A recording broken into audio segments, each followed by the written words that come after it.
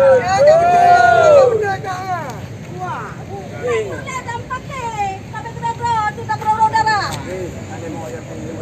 urusan lo, anak kepegahan pak lo, udah nak kuri orangnya.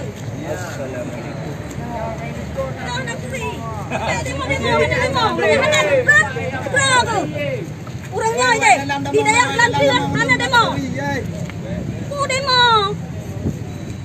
Kamu kali rapat, ide rapat raya di Pancaran, tu yang penduduk wali perla, wati almarhum budam sih lu kujak dia merempak malam dong. Demo mana anak jak keputusan malam le. Dong walaupun kita udah nang berhak aku terima keputusan, dong wati wali aku terima. Demo mana demo. Mana demo ide. Yang perla tak pedang agama. Ahli sunnah wal jamaah. Ya Allah, demo. Jina pedang agama le mendoi. Allahu Akbar. Jadi kamu ini mau. Ya Allah. Perintah dong ya Allah betul. Dah kita pakai. Ajar gua betul.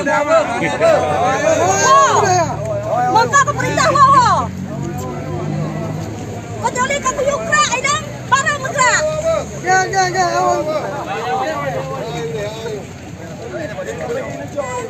Demo betul. Agama runtuh you. Untuk ritan ngelong dong, bilang kuali tangan memang bandar aja.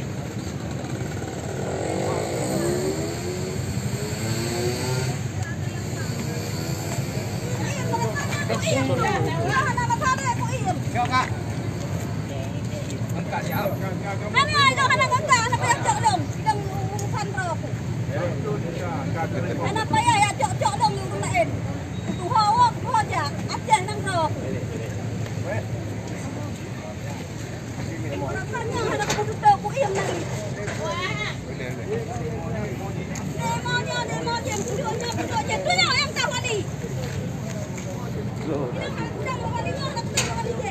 Drone Haji.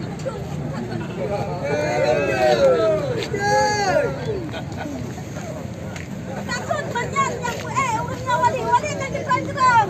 Merempak lah kan gerang-gerang. Anak payah awak.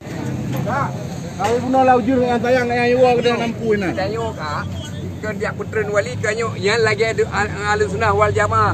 Yo 2 kalimah syahadat berjalan di bumi wajah. Yo yang tanyo harap. Yang tanyo misi. Kita yo hananyo je, pemimpinnya je, ajahnya nak di bawah ulama bedeng hukum Allah di bumi wajah. Baiklah tunggu dalam perintah bah. Yo ke yang tanyo pegah kurang. Baiklah tunggu dalam perintah. Mia dalam perintah, hana ko bi keputusan baiklah puput.